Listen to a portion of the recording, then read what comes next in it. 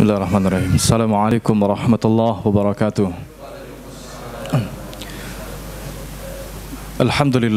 Alhamdulillahi rabbil alamin. Wa bihi nasta'in ala umurid dunya waddin. Wa kafa billahi syahida.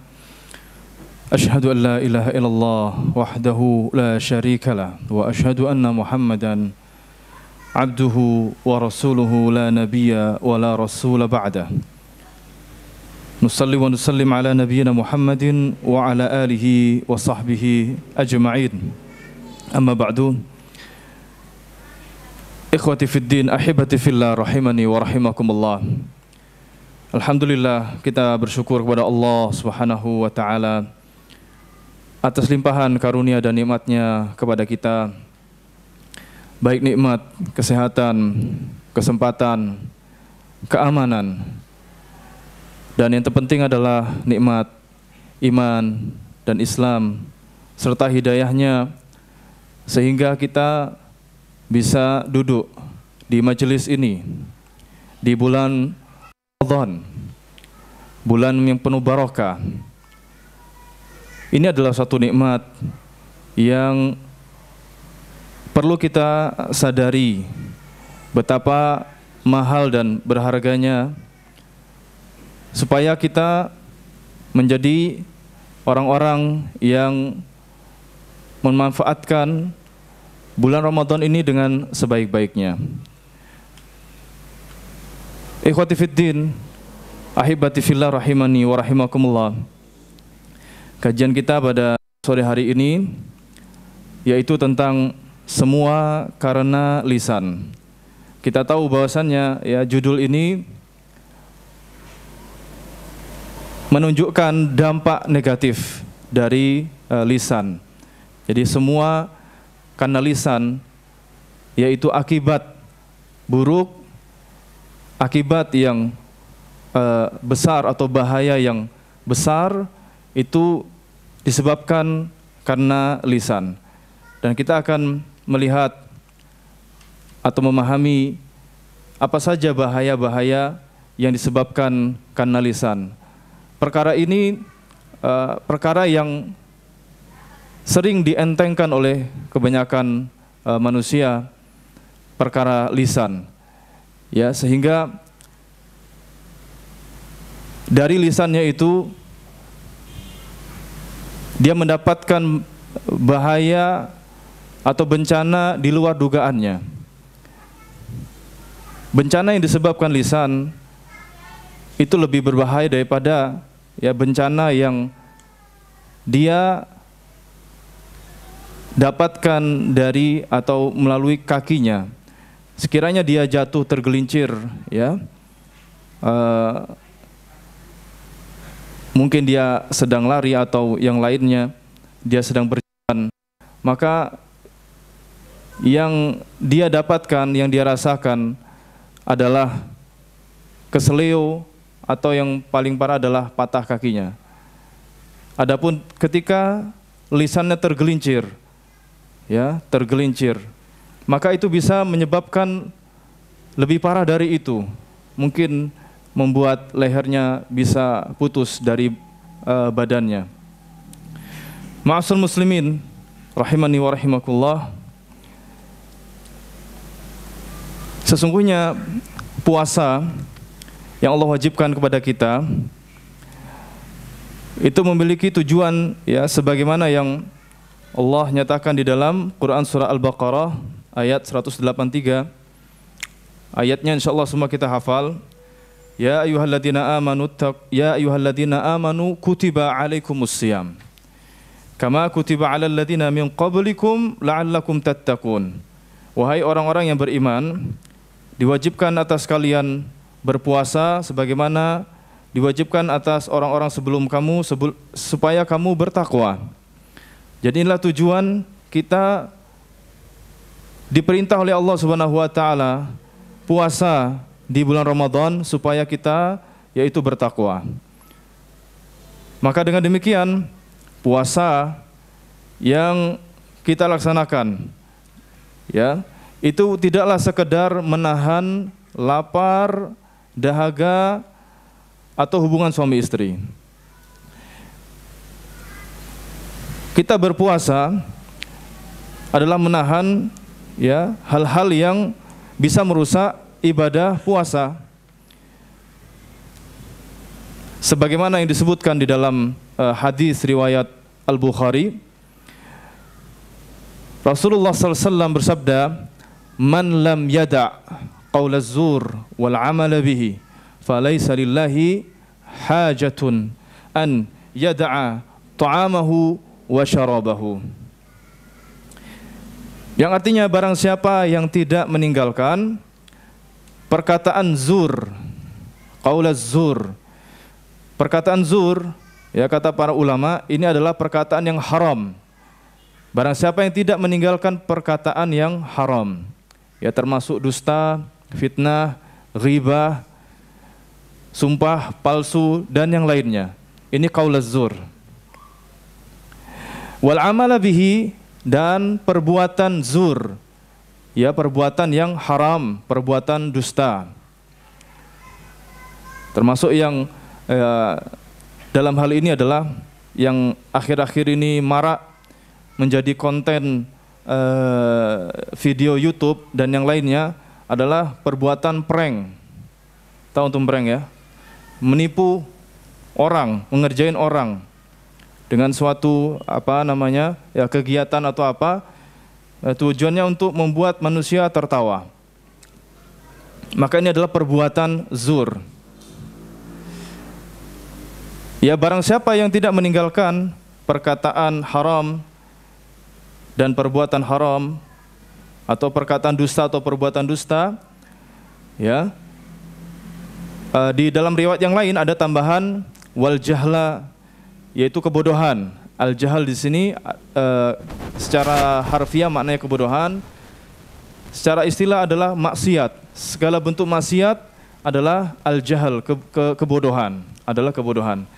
Sebab orang itu ketika dia berbuat maksiat, dia bodoh dari apa? Dari keagungan Allah Subhanahu wa taala. Yaitu dia bodoh terhadap keagungan Allah Subhanahu wa taala.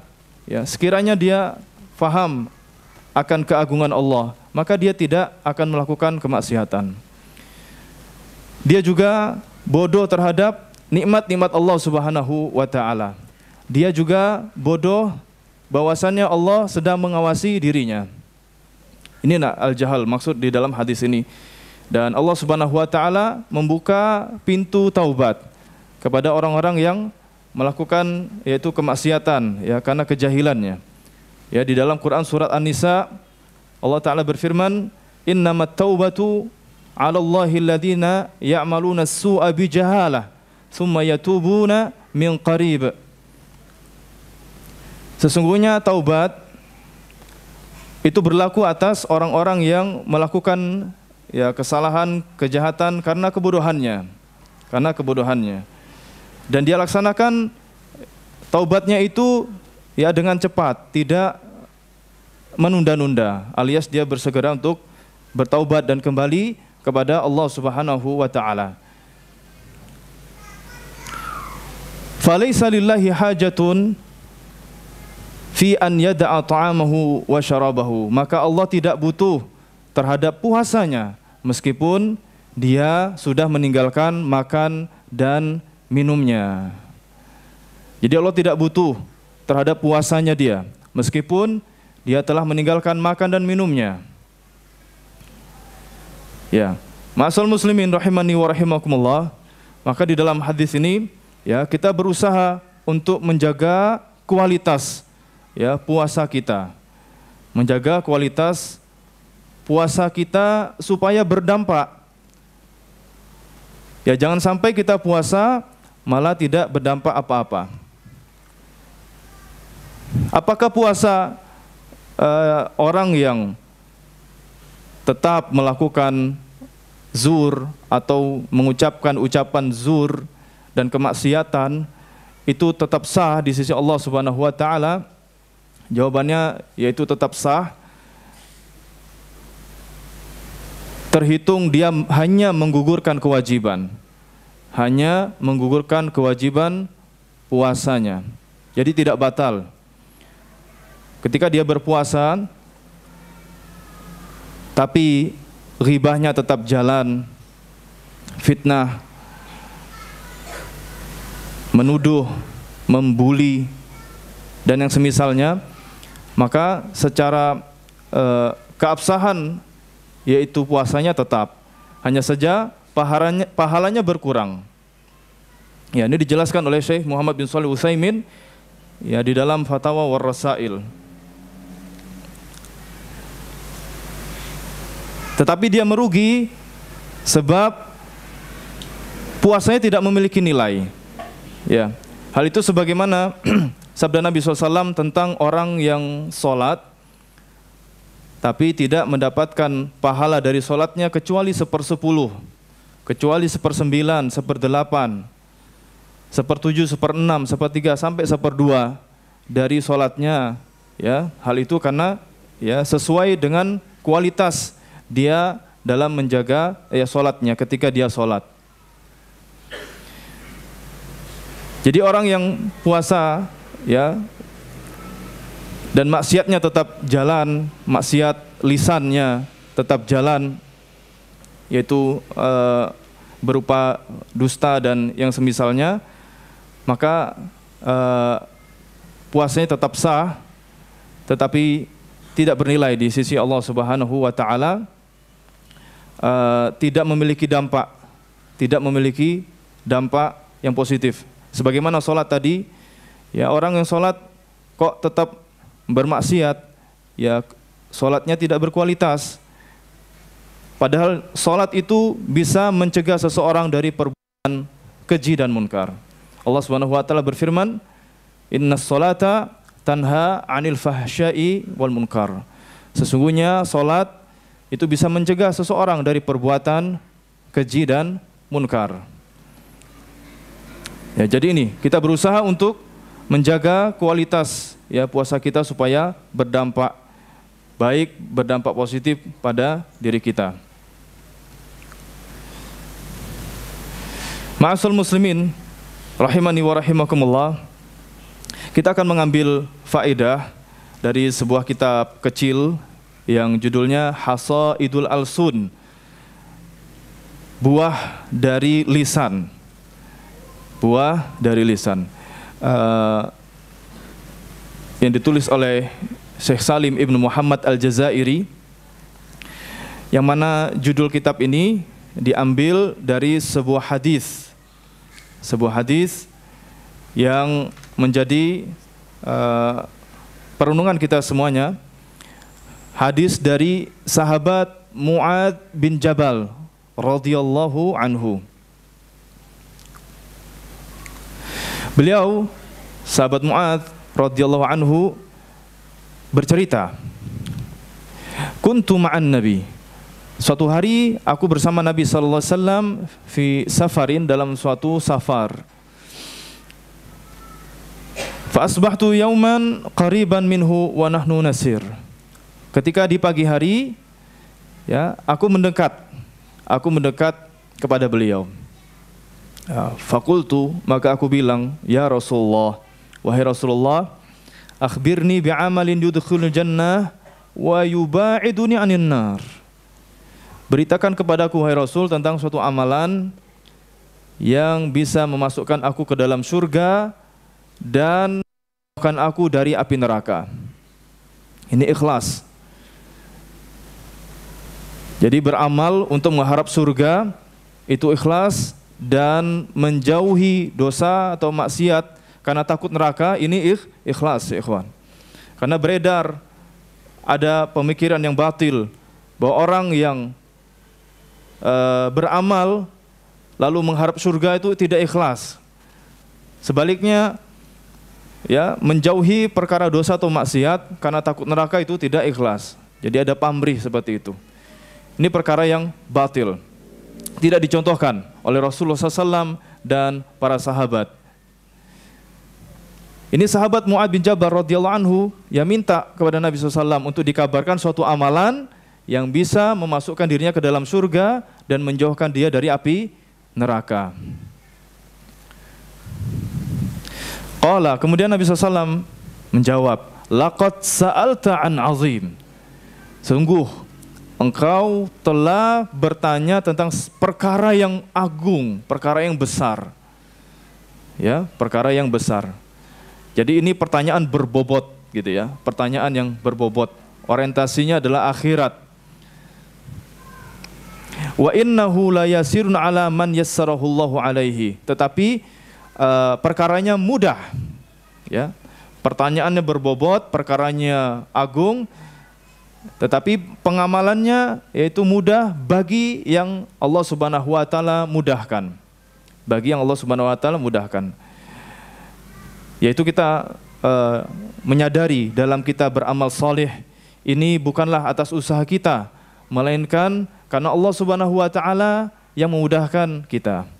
Maka dengan seperti itu kita bersyukur, ya. Bersyukur kepada Allah Subhanahu wa taala atas kemudahan yang Allah berikan. Kita datang ke pengajian, kita bisa membaca Al-Qur'an, kita bisa berpuasa dan amal soleh yang lainnya. Ini adalah ya bentuk kemudahan dari Allah Subhanahu wa taala. Di sementara orang lain dengan fisik yang mungkin lebih besar dari kita, lebih muda dari kita, ya, tetapi tidak melakukan amal soleh, ya, sebagaimana yang kita amalkan. Kemudian beliau melanjutkan, ta'budullaha wa la tusyriku bihi syai'an, yaitu apa? Engkau beribadah kepada Allah dan tidak menyekutukannya dengan suatu apapun. Tauhid. Menyembah Allah Subhanahu wa taala tanpa menyekutukannya dengan sedikit pun. Wa tuqimas shalah, wa tuqimus shalah, yaitu kau mengerjakan salat. Mengerjakan salat. Wa tu'tiz zakah, kemudian kau menunaikan zakat. Zakat fitrah ataupun zakat mal. Wa tasumu Ramadan, dan kau berpuasa Ramadan. Wa tahujjul bait, dan engkau yaitu haji ke Baitullah.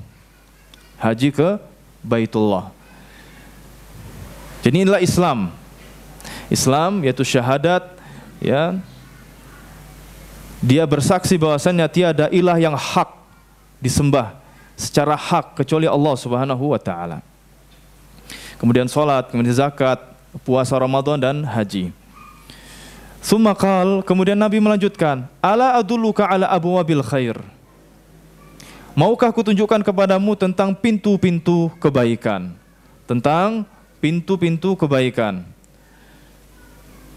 As-sawmu junnatun, puasa itu adalah junnah, perisai.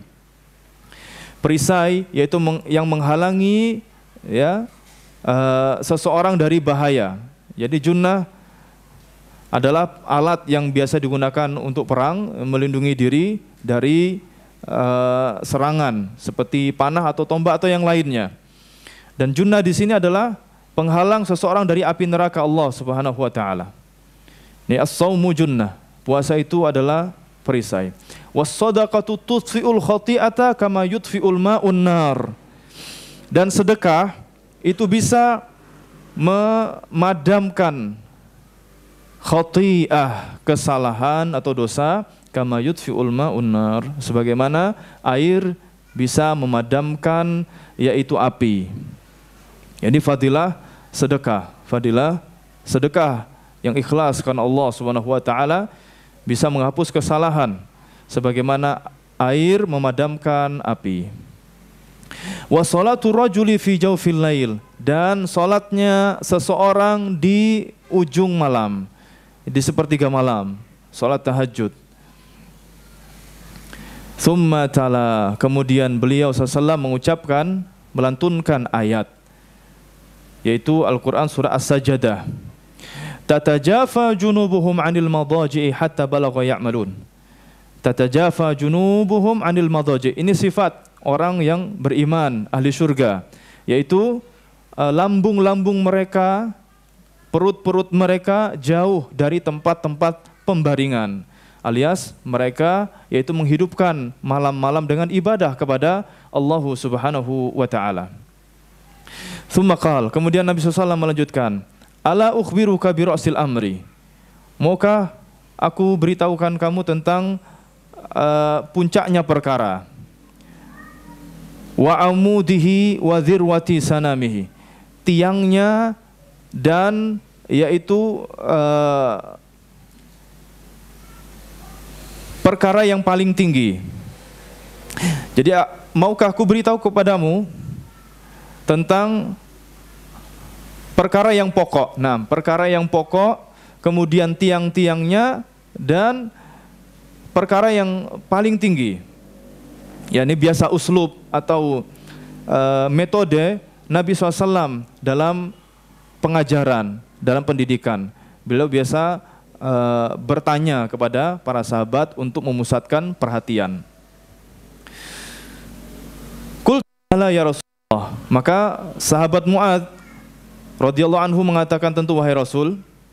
Lalu beliau sallallahu alaihi wasallam melanjutkan, Rasul amri al-Islam, bahwa pokok suatu perkara adalah Islam. Pokok suatu perkara adalah Islam. Wa amuduhus shalah, dan tiang-tiangnya adalah salat. Jadi salat itu adalah tiangnya agama. Faman aqamaha faqad aqamad-din wa man hadamaha faqad hadamad-din. Siapa yang mendirikan salat, maka dia telah mendirikan agamanya. Dan barang siapa yang menghancurkan ya salat, maka dia menghancurkan agamanya. Wa dzirwatu sanamihil jihad, dan dzirwatu sanamih, kalau secara bahasa dzirwatu sanamih itu adalah punuk unta. Jadi perkara yang paling tinggi di dalam Islam inilah jihad fisabilillah. Jihad fisabilillah. Tsumma qala, kemudian beliau bersabda, ala ukhbiruka bimalaki dzalika kulli. Maukah aku beritahu kepadamu tentang perkara yang bisa membuat seseorang memiliki semua itu? Jadi perkara yang bisa membuat seseorang memiliki semua yang disebutkan oleh Nabi sallallahu alaihi wasallam. Artinya yaitu menjaga keutamaan-keutamaan yang tadi disebutkan oleh beliau. Qultu. Jadi ini menarik. Ada suatu ya closing yang membuat seseorang bisa memiliki perkara-perkara yang agung tadi. Maka Mu'adz bin Jabal mengatakan, tentu wahai Rasulullah. Beliau bersabda, fa akhadha bilisanihi wa qala kuffa 'alaika hadza. Nabi mengambil lisannya kemudian mengucapkan kuffa 'alaika hadza. Cukup bagimu ini. Cukup bagimu ini. Jadi beliau memberikan isyarat. Beliau hanya memberikan isyarat, tidak mengucapkan. Ya, yang menjelaskan siapa? Mu'adz. Karena beliau pada saat mengucapkan kuffa 'alaika hadza, cukup bagimu ini. Ya, Mu'adz bin Jabal menjelaskan, beliau saat mengatakan demikian sedang memegang lisannya, lidahnya. Fakultu, maka Mu'adz mengatakan, ya Nabi Allah, wahai Nabi Allah, wa inna la mu'akhaduna bima natakallamu bihi. Apakah kita akan dihukum karena apa yang kita bicarakan, apa yang kita omongkan? Ini pertanyaan sahabat Mu'adz bin Jabal. Kemudian Nabi SAW mengatakan, sakilat ka ummuka ya Mu'adz, wa hal yakubun nasa finnar ala wujuhim aw ala manakhirihim illa hasaidu alsinatihim. Wahai Mu'adz, sakilat ka ummuk. Ya, ini ungkapan orang Arab ya. Ya, maksudnya adalah sakilat ka ummuk, yaitu ibumu kehilangan dirimu. Ya, untuk apa kamu lahir? Ya, ini adalah ungkapan untuk perkara yang disayangkan. Masa enggak paham misalnya seperti itu? Ya. Bukan ucapan yang jelek, bukan. Karena terkait dengan uruf atau budaya mereka, ucapan seperti ini bukanlah suatu keburukan. Mungkin bagi kita ya orang Indonesia buruk, tapi di sana tidak. Sakilat ka ummuk, ya. Untuk apa kamu lahir? Ya, ini ungkapan biasa, suatu yang tidak tidak bertentangan dengan etika. Wa hal yakubun nas finnar ala wujuhim aw ala manakhirihim illa hasaidu alsinatihim. Manusia ya Apakah tidaklah manusia itu akan ditelungkupkan wajahnya di api neraka kecuali disebabkan yaitu hasil dari lisan-lisan mereka. Syekh Sofiur Rahman Al-Mubarakfuri memberikan beberapa faedah dari hadis tadi mengenai yaitu Nabi SAW mengisyaratkan dengan memegang lisan beliau yang mulia, bahwasannya ini menunjukkan perkaranya berat. Perkara lisan itu perkara yang berat, sampai beliau tidak mengucapkannya, hanya dengan isyarat. Ya, tidak dengan menjelaskan dengan kata-kata, tapi dengan isyarat. Ini menunjukkan perkara lisan itu berat. Kalau berat, kita nggak boleh mengentengkan, jangan sebaliknya. Karena Nabi SAW menganggap ini adalah perkara yang berat, maka kita pun juga harus memiliki yaitu cara pandang yang sama. Perkara lisan ini perkara yang berat, jangan sampai dientengkan. Maknanya adalah la tatakallam bima la yu'nika. Janganlah kamu bicara kecuali yang berfaedah, yang bermanfaat saja. Kalau tidak berfaedah, jangan diucapkan. Ya, sebab fa inna man kasura kalamuhu kasura saqtuhu. Barang siapa yang banyak berbicara, ya dia akan banyak salahnya, banyak jatuhnya, banyak kepelesetnya. Wa man kasura saqtuhu kasurat dzunubuhu. Barang siapa yang banyak kesalahannya, ya banyak dosanya. Ya. Walikasatil kalam mafasidun la tuhsa. Dan rusaknya suatu pembicaraan atau lisan itu ada banyak mafsadat yang tidak terhitung jumlahnya. Ya, kemudian faedah yang lainnya, beliau Syekh Sofiur Rahman Al-Mubarakfuri menjelaskan bahwa yang namanya bicara itu ada 3 macam. Bicara itu ada 3 macam. Macam yang pertama adalah bicara yang membuat Allah ridha, yang membuat Allah Subhanahu wa ta'ala ridha. Maka pembicaraan yang seperti ini silakan dilakukan. Adapun jenis yang kedua adalah pembicaraan yang keburukannya lebih besar daripada kebaikannya. Keburukannya lebih besar daripada kebaikannya, maka dalam hal ini dia harus menahan lisannya. Ya, sebab darul mafasid itu lebih diutamakan daripada jalbil masalih. Menolak kerusakan itu lebih utama daripada mengambil manfaat. Ya. Nah, di sini hendaknya seorang berpikir kalau dia mau bicara itu bagaimana nih? Apakah pembicaraannya ini kebaikannya lebih besar ataukah lebih kecil? Kalau lebih kecil, ya meskipun ada kebaikannya, maka hendaknya dia tahan lisannya. Ini macam yang kedua. Adapun macam yang ketiga adalah antara kebaikan dengan keburukan itu sama. Kebaikan dan keburukan itu sama. Alias dia ragu-ragu. Ini mana? Ragu-ragu. Ucapan saya ini akan memberikan maslahat ataukah tidak. Jadi dia ragu-ragu. Maka yang seperti ini ucapannya tetap harus ditahan. Tidak boleh diucapkan sebab dia dalam keadaan ragu-ragu, dan bisa jadi kalau dia ucapkan itu termasuk hal-hal yang tidak ada manfaatnya. Bukan dosa, tapi tidak ada manfaatnya, alias hal yang sia-sia.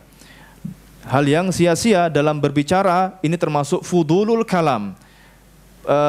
Berlebihan dalam berbicara, yang ini dampaknya apa ya ikhwah? Ya, fa idza kana al-'abdu yatakallam fi kulli syai'in yaqsu al-qalbu, akan membuat keras hatinya. Jadi Orang yang berlebihan dalam bicara, jadi dia bicara bukan perkara dosa bukan, tapi bicara yang tidak bermanfaat, maka dampaknya apa? Akan membuat hatinya itu keras. Hatinya akan keras.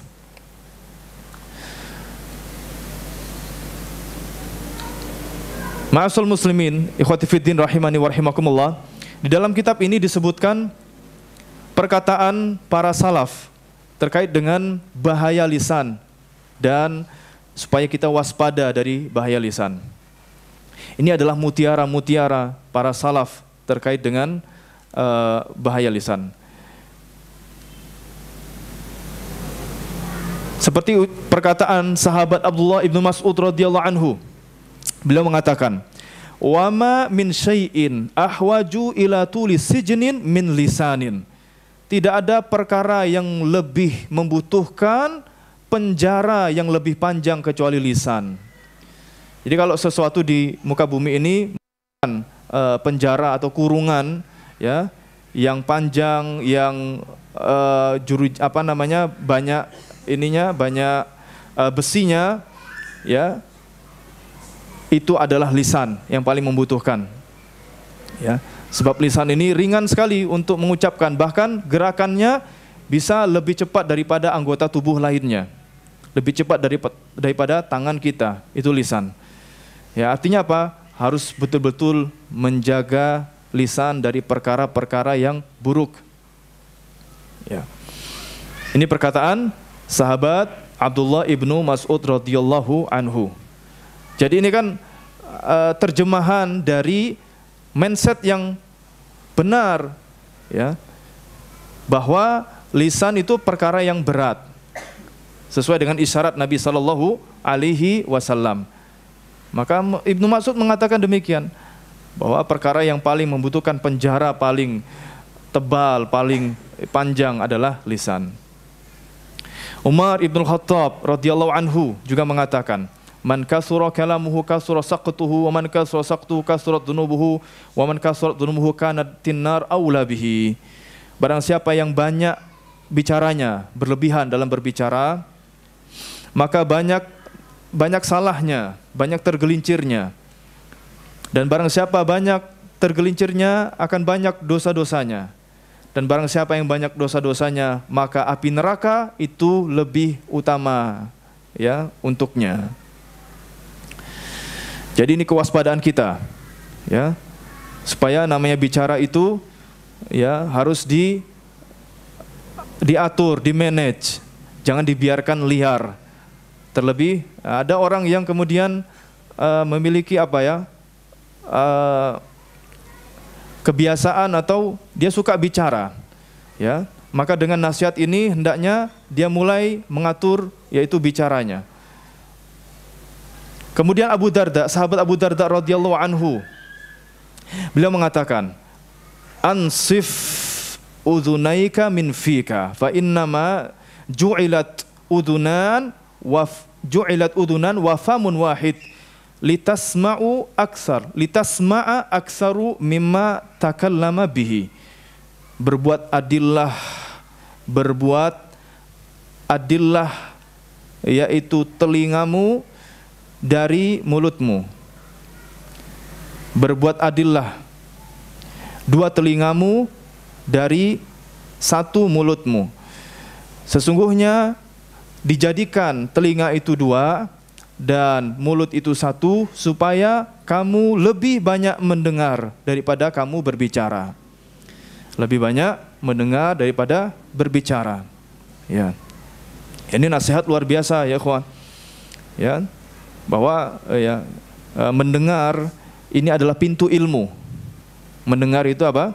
Pintunya ilmu. Jadi kita dengan mendengar nasihat, mendengar ceramah, ini adalah pintu ilmu.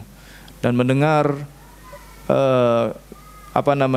pembicaraan orang lain ya, supaya kita ya mendapatkan faedah, ini menjadi pintu ilmu. Maka kita berbuat adil dari apa yang sudah Allah Subhanahu wa taala ciptakan, bahwa telinga kita ini dua, sedangkan mulut ini satu, bahwa kita lebih banyak mendengar daripada berbicara, bukan sebaliknya. Banyak omongnya tapi sedikit mendengar. Ya. Kemudian Syaqiq berkata,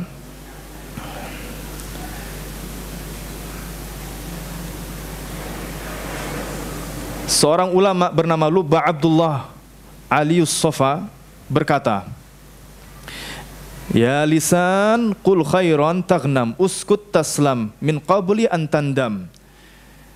Dia bilang kepada lisannya, lidahnya, wahai lidah, berkatalah yang baik-baik, taghnam, maka kamu akan mendapatkan manfaat, kamu beruntung. Uskut, diam, taslam, kamu selamat. Min qabli an tandam, ya, sebelum kamu menyesal, sebelum kamu menyesal. Ya, ini nasihat supaya kita ya berpikir sebelum kita berbicara. Yang terkadang memang ya lisan itu seperti itu ya. Dia terucap sebelum kita berpikir sehingga kita jadi berpikir setelah itu, kenapa ya tadi saya bicara seperti itu, menyesal. Ya. Maka pelajaran-pelajaran seperti ini untuk kita perbaiki di hari depan.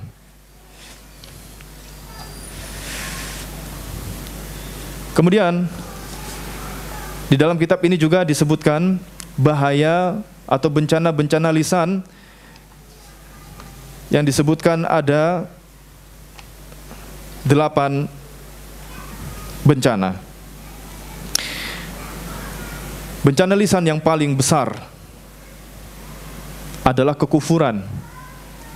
Seseorang bisa kufur karena lisannya, karena ucapannya. Seperti apa? Yaitu doa ghairillahi, doa al-mas'alati fima la yaqdir alaihi illallah. Ya, dia meminta kepada selain Allah, berdoa kepada selain Allah. Ini adalah kekufuran. Wal kadzib 'ala Allahi wa rasulihi sallallahu, dusta atas nama Allah dan Rasulnya sallallahu. Ya. Ya, seperti dia mengutip ayat-ayat Allah Subhanahu wa taala lalu ditafsirkan dengan ra'yunya, ditafsirkan dengan hawa nafsunya.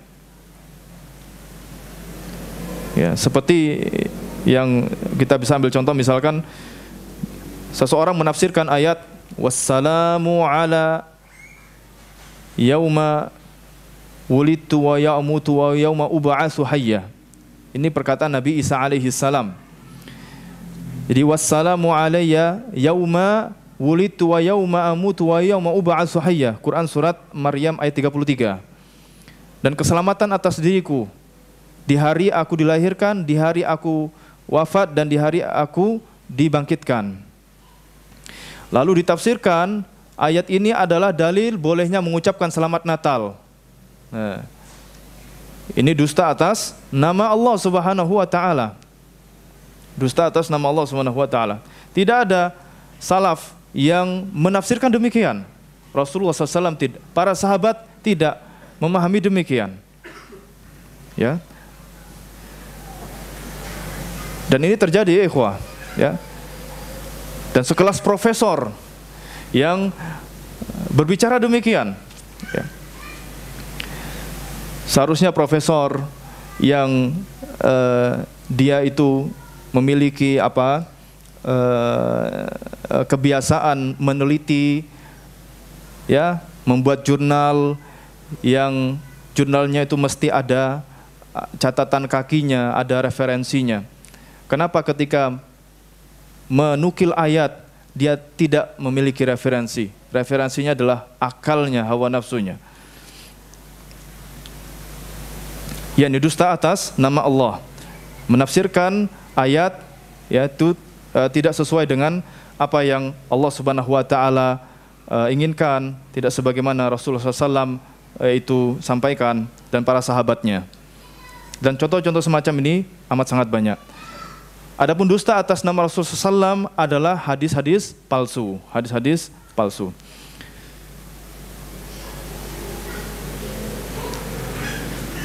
Kemudian ikhwati fiddin rahimani wa rahimakumullah, bahaya lisan adalah ya dusta, bohong.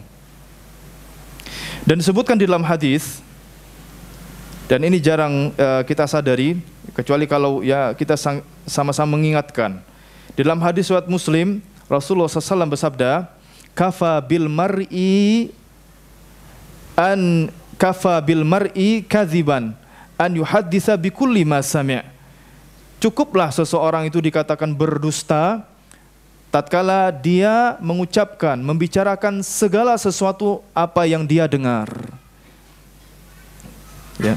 Kullu ma yusma'u yuqalu fa fihi sidqu wa fil kadzib. Karena apa? Berita yang sampai kepadanya itu ya kemungkinan benar, kemungkinan tidak benar. Jadi kalau dia langsung menyampaikan, penyambung lidah dari apa yang dia dengar, apa yang dia baca, ya, maka ini disebut apa? Sebagai orang yang dusta. Oleh karena itu, ya, dalam kita menyampaikan berita hendaknya dicek kebenarannya. Dan itu pun, ya, semisal kita perhatikan firman Allah Subhanahu wa taala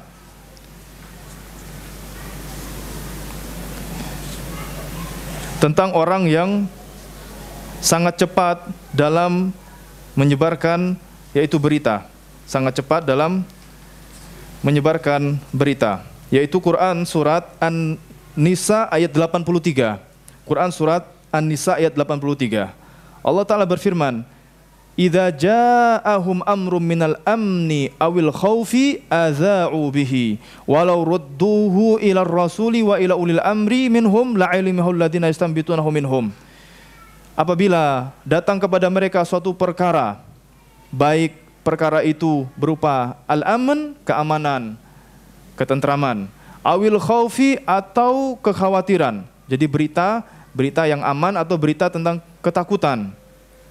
Adza'u bihi, maka mereka pun langsung menyebarkannya, menyiarkannya. Ya.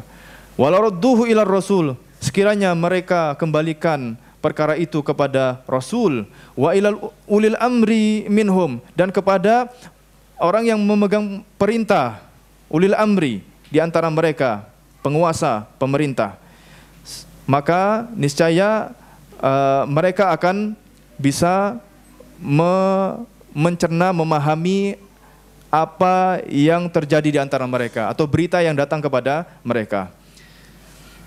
Ayat ini oleh Ibnu Katsir rahimahullah taala ya dijelaskan. Hal itu berkaitan dengan alladzi yuksiru minal hadis min ghairi tasabbutin wala tadabburin wala tabayyun, yaitu orang yang banyak ngomong, banyak bicara, banyak ngomong, min ghairi tasabbut, yang bicaranya itu tanpa ada tasabbut, validasi. Tidak ada validasi, yaitu benar enggak nih yang dia bicarakan. Pokoknya asal ngomong saja. Ya. Asal ngomong apa yang dia dengar. Tanpa ada yaitu validasi ini benar ataukah tidak. Dan ini kerap terjadi ya di zaman kita sekarang. Orangnya belum meninggal dikabarkan sudah meninggal, ya. Dan banyak contoh-contoh yang lain. Saking latahnya dia terhadap berita. Ini bahaya, termasuk daripada salah satu bentuk dusta, kebohongan sebagaimana hadis yang disebutkan tadi. Wala tadabburin, tanpa tadabbur, yaitu memikirkan baik dan buruknya. Ya, berita yang benar saja perlu ditadabburi, apa manfaatnya kalau ini disampaikan.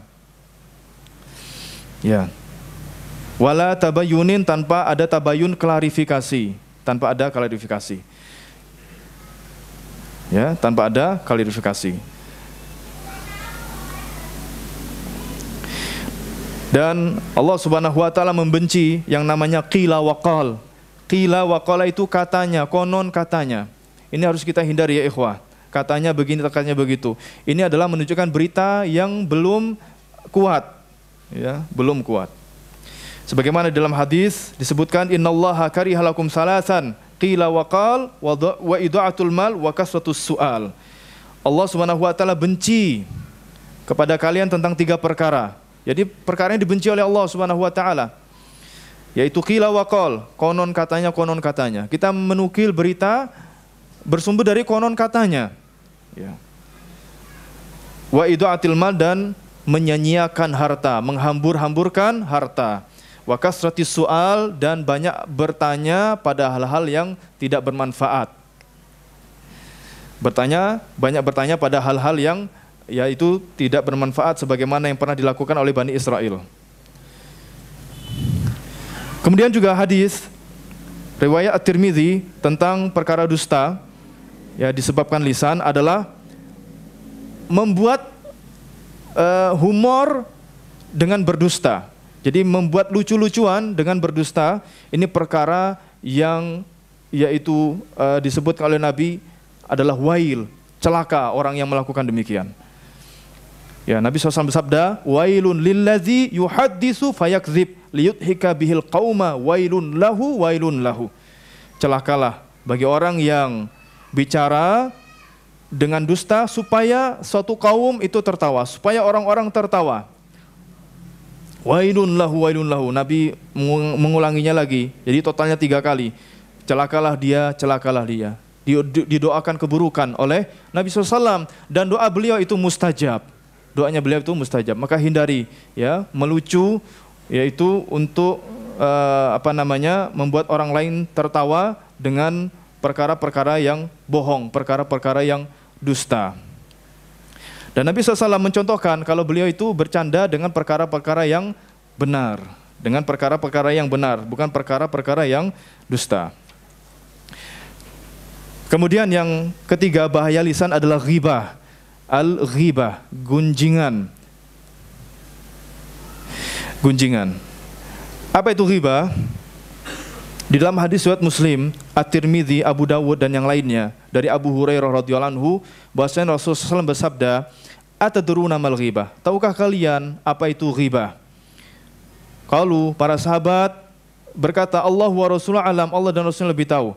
Kemudian beliau mengatakan, zikruka akhaka bima yakrah, yaitu kau menyebutkan tentang saudaramu apa yang tidak dia sukai. Kau menyebutkan tentang saudaramu apa yang tidak dia sukai, apa yang dia benci. Inilah ghibah, yaitu membicarakan kejelekan, kekurangan, aib, kelemahan orang lain. Qila, lalu ada yang tanya, afara'aita in kana fi akhi ma aqul? Bagaimana kalau yang aku ucapkan itu memang benar-benar ada pada saudaraku? Jadi kekurangan itu ya memang begitulah, kita bicarakan apa adanya, kan jujur gitu ya. Kan jujur tuh, kita bicarain orang jujur, memang dia kekurangannya seperti itu, ya, aibnya seperti ini. Bagaimana Nabi? Apakah itu ghibah? Maka Nabi menjawab, in kana fi ma taqul faqad ightabtahu. Ya, itu namanya ghibah. Kalau kau bicarakan kejelekan yang memang ada pada diri saudaramu, itulah ghibah namanya. Karena saudaramu tidak suka kalau itu dibicarakan. Wa illam yakun fihi faqad bahatta. Tapi kalau kamu membicarakan yang kejelekan yang tidak ada padanya, maka kamu telah membuat yaitu fitnah, membuat fitnah. Ikhwati fiddin rahimani wa rahimakumullah, perkara ini sungguh perkara yang berat, perkara ghibah, ya. Sebab dosa dari ghibah karena dia telah merobek dan merusak kehormatan saudaranya muslim, ini disebut apa? Dosa puncaknya riba. Kita tahu riba adalah dosa, ya, dosa besar karena dilaknat oleh Nabi SAW. La'ana Rasulullah SAW akilar riba. Rasul SAW melaknat orang yang memakan riba, orang yang menulisnya, saksinya, ya. Dan paling rendahnya riba, ityanur rajul ummah, seperti seseorang yang menzinai ibunya, Ini dosa riba yang paling kecil. Wa arbar riba istitatalur rajuli fi irdi akhihi, kata Nabi SAW. Dan riba yang paling riba adalah seseorang merusak kehormatan saudaranya muslim. Ini perkara yang berat. Sebagaimana Nabi SAW tadi jelaskan, perkara yang berat. Jadi jangan sampai kita mengentengkan niat kita, tidak sadar ternyata tatkala kita membicarakan keburukan atau aib orang lain, kita terjerumus ke dalam dosa yang mengerikan. Dosa yang mengerikan, puncaknya riba.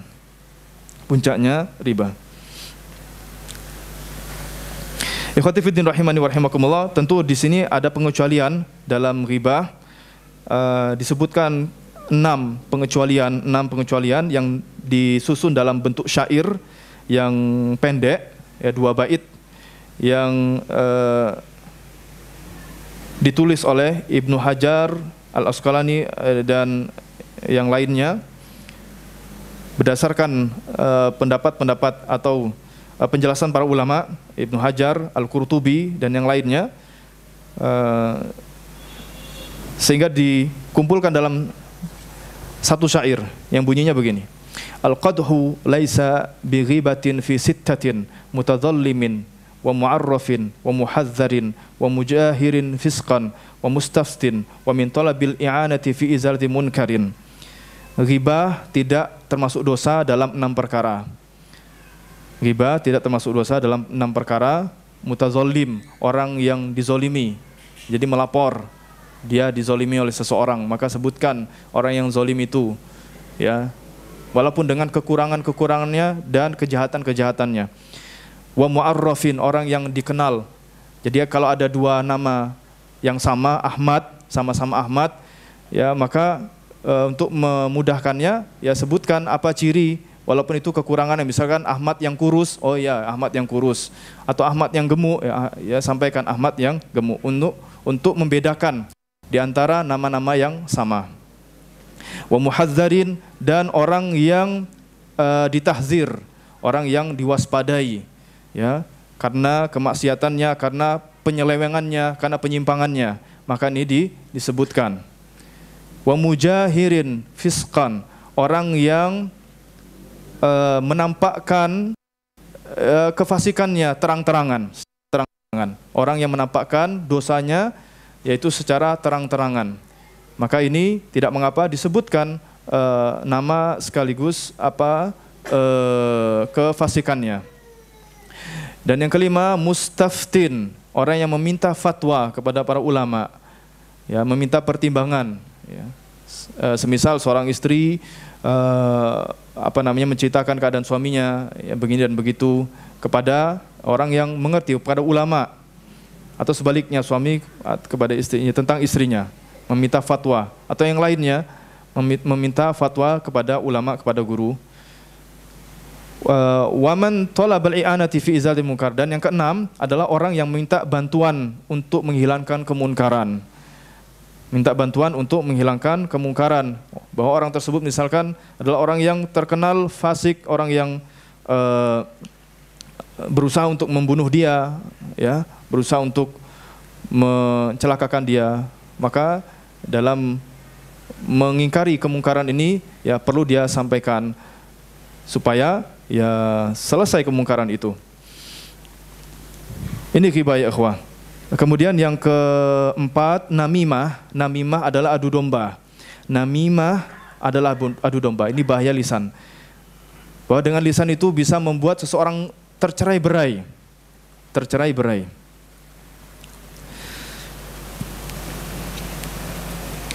Berdasarkan sabda Nabi SAW, la yadukhul jannata namam, tidak akan masuk surga orang yang gemar membuat, yaitu adu domba, pecah belah. Di antara bentuk pecah belah adalah, memecah belah adalah, ya, ghibah. Orang yang tadinya nggak tahu keburukan, kejelekan temannya, lalu dapat informasi dari orang ini, akhirnya retak hubungannya. Terlebih lagi kalau orang itu menyampaikan sesuatu, biasanya banyak kembangannya, nggak persis sama dengan apa yang disampaikan, ya. Biasanya seperti itu terjadi, kan? Jadi banyak kembangannya. Apalagi kalau yang menyampaikan adalah orang fasik, akan dibumbui begitu banyak ya hal-hal yang bisa menjerumuskan yang lebih dari itu, ya, fitnah dan lain sebagainya. Di dalam riwayat yang lain disebutkan bukan namam tapi qattat. Qattatun ini sebetulnya mirip, tapi di sini disebutkan Fathul Bari ada perbedaannya, fattat dengan namam. Kalau namam itu adu domba, tapi kalau fattat alladzi yastami'u min haitsu la ya'lamu bihi tsumma yunqilu ma sami'ahu. Orang yang dengar berita, enggak tahu sumbernya dari mana, langsung dia nukil dan dia sebar. Ya, sebagaimana tadi sama disebutkan dalam hadis, yaitu menyampaikan segala hal yang dia dengar tanpa dicek yaitu kebenarannya. Dan yang kelima, al-istihanatu bi awamirillah. Ya, bahaya lisan. Bahaya lisan adalah al-istihza'u bidinillah. Bisa membuat seseorang menghina, mengolok-olok agama Allah Subhanahu wa taala. Ini bahaya. Dianggap ringan tapi itu bisa menjerumuskan dia ke dalam kekufuran, yaitu mengolok-olok agama Allah Subhanahu wa taala. Allah nyatakan di dalam Quran surat Taubah ayat 65, "Qul abillahi wa ayatihi wa rasulihi kuntum tastahzi'un." Katakanlah Muhammad, apakah Allah dan ayat-ayatnya serta Rasulnya dijadikan oleh kalian bahan olok-olok? Ya. Dijadikan oleh kalian bahan olok-olok. Dan ini hukumnya adalah kufur. Kalau dia tahu bahwasannya itu adalah olok-olokan. Tapi kalau dia tidak tahu, dia ucapkan suatu olok-olok dan dia tidak sadar kalau ucapan itu ada olok-olokan, maka dia tidak kufur. Jadi di sini syaratnya dia tahu kalau yang dia ucapkan itu adalah olok-olok atau ejekan terhadap agama Allah Subhanahu wa taala. Yang keenam adalah mengurangi iman. Mengurangi iman. Banyak bicara ini bisa mengurangi iman. Dan kita tahu iman yang kurang akan membuat seseorang bisa mudah terjerumus ke dalam kemaksiatan. Bisa mudah terjerumus dalam kemaksiatan. Mungkin kita mengeluh kenapa maksiat ini susah dijauhi. Ya, silakan dicek dari beberapa aspek. Salah satunya adalah tentang bicara lisan. Ya, apakah selama ini lisannya dijaga atau tidak? Kalau tidak dijaga, maka ini bisa mengurangi iman. Sebagaimana hadis Nabi SAW, hadis riwayat Bukhari, "Man kana yu'minu billahi wal yawmil akhir, falyakul khairan aw liyasmut." Barang siapa yang beriman kepada Allah dan hari akhir, hendaknya dia berkata baik atau diam. Berkata baik atau diam. Jadi inilah indikasi orang yang beriman kepada Allah dan hari akhir, yaitu berbicara yang baik-baik saja. Berbicara yang baik-baik saja. Kemudian yang ketujuh, bahaya lisan adalah memunculkan penyakit-penyakit hati. Penyakit-penyakit hati seperti hasad, kesombongan, dan amarah. Ya. Sebagaimana Imam Al-Baihaqi pernah mengatakan, "Wa innal mar'a la yazilu an nafsi an lisanihi asyaddu mimma yazilu an qadamaihi." Seseorang ketika tergelincir karena lisannya, bahayanya lebih besar daripada tergelincirnya kakinya. Ya. Kalau orang tergelincir kakinya mungkin hanya keselio atau maksimal patah. Tapi kalau lisan yang tergelincir itu bisa memisahkan kepala dari badannya. Dan bisa berujung kepada kematian. Yang kedelapan adalah bahaya lisan itu adalah membuka rahasia. Membuka rahasia. Ya, ini bahaya lisan, membuka rahasia.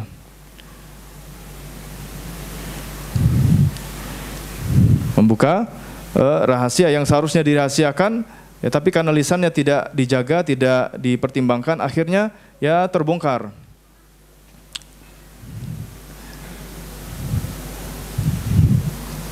Taib.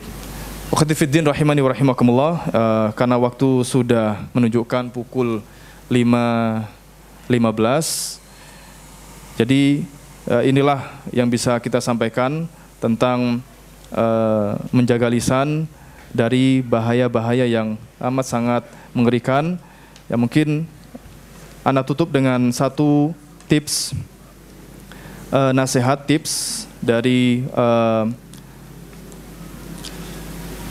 para salaf terkait dengan menjaga lisan. Dan ini dipraktikkan oleh mereka, para salaf, ketika mereka menjaga lisan mereka. Di antaranya perbuatan Abdullah ibnu Wahab.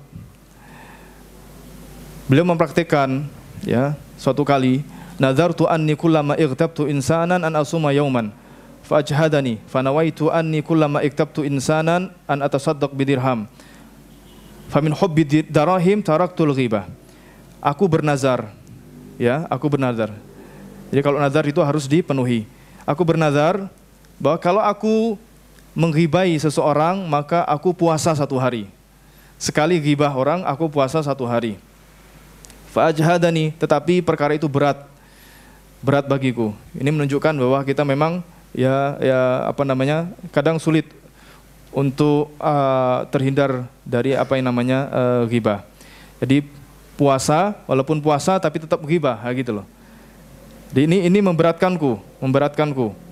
Fanawaitu anni kullama, maka aku niat setiap kali aku ghibah seseorang, aku akan bersedekah dengan 1 dirham. Famin hobi darahim taraktul ghibah, karena cintanya aku terhadap dirham, maka aku bisa meninggalkan ghibah. Ya. Jadi beliau sukses, ya, berhasil ketika mengatasinya demikian. Begitu ghibah langsung sedekah 1 dirham.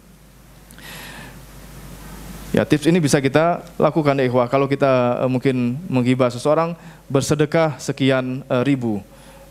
Tentu nominalnya agak besar supaya apa? Tidak ghibah lagi, karena punya kita fitrah terhadap uang, ya.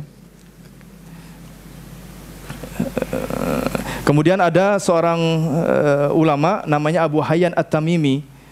Beliau subhanallah, ya, masya Allah, ya, mendidik putrinya ketika bermain.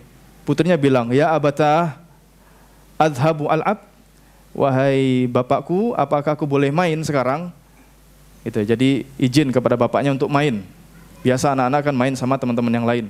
Maka bapaknya bilang, ya binti idhabi quli khairan. Ya nak, silakan pergi main dan katakan yang baik-baik. Masya Allah, ya, pesan orang tua kepada anaknya. Ini jarang kita orang tua mengizinkan anaknya main, hanya sekarang silakan main nak, tapi ya kurang mendidik dalam perkara yang berat ini. Jaga lisan nak, ya, katakan yang baik-baik, jangan lupa nak, ya, gitu. Jadi dididik sejak kecil. Demikian ikhwati fiddin rahimani wa rahimakumullah yang bisa kita kaji pada sore hari ini.